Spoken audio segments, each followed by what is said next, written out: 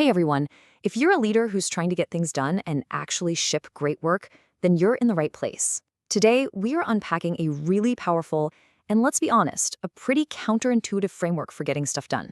So let's jump right in. So let's start with a problem that I know every single senior leader has felt. It's that project that just drags on and on.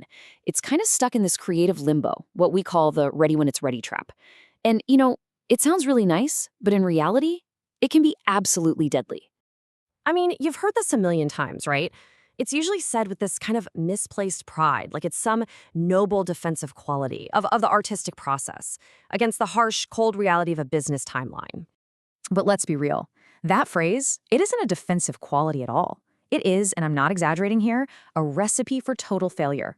It breeds indecision, and it almost always leads to mediocre work. So that really brings us to the core question we need to ask ourselves. Is saying it's ready when it's ready actually defending creativity? Or is it the very thing that's destroying it by letting amazing ideas just wither on the vine as these perpetual works in progress? To really get the answer, we have to completely shift our perspective. Let's step away from the corporate world for just a minute and look at places where high performance isn't just a talking point on a slide, it is literally a matter of survival. Yeah, I'm talking about fighter pilots and championship boxers.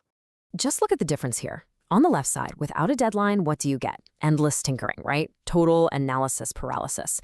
And projects that never ever get finished. But look at the right side.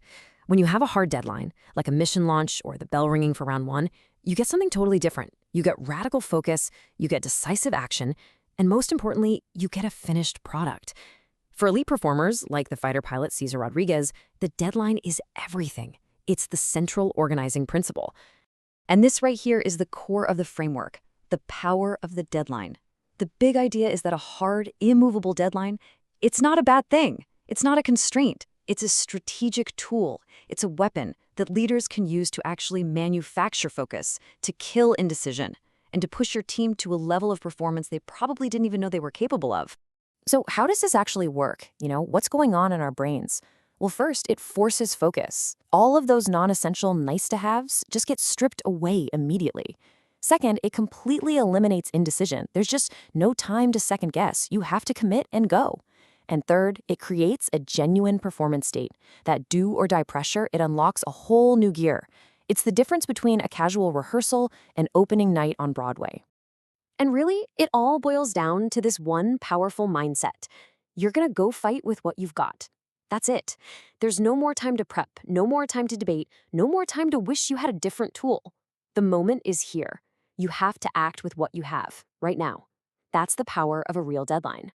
Okay, so this all sounds great when you're in a dogfight at 30,000 feet, but how do you actually apply this as a leader in an office? Let's turn this theory into practice and figure out how to find that performance sweet spot. This chart is absolutely crucial. It shows you the relationship between the pressure of a deadline and actual performance.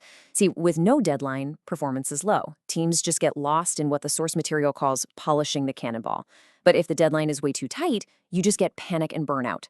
The job of a great leader is to find that sweet spot right there in the middle, that zone of what they call eustress. It's positive stress that creates focus and drives peak performance. So you see, your role as a leader isn't just to set random dates on a calendar. It's to be a master strategist of pressure. It's to find and constantly calibrate that sweet spot for every single project and for every team. You have to become the architect of urgency. So how do you actually do that? Well, this framework suggests 4 key behaviors. First, you have to be the keeper of the clock.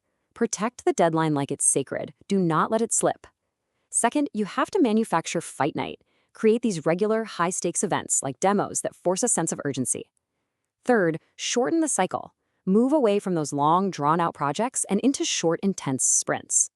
And finally, don't be afraid to make the cut.